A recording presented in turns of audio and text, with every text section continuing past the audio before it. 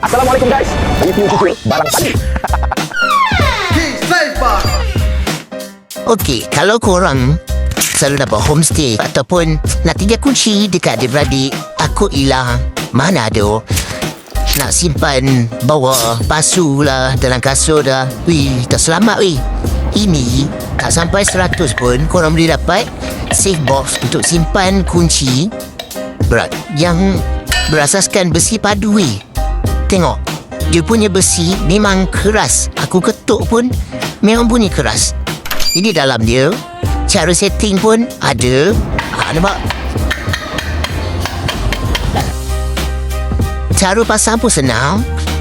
Ada 4 skru saja. Ni tempat reset dia. Okey, yang belakang ni tempat skru dia. Ada dalam 4 atau 5 tempat skru.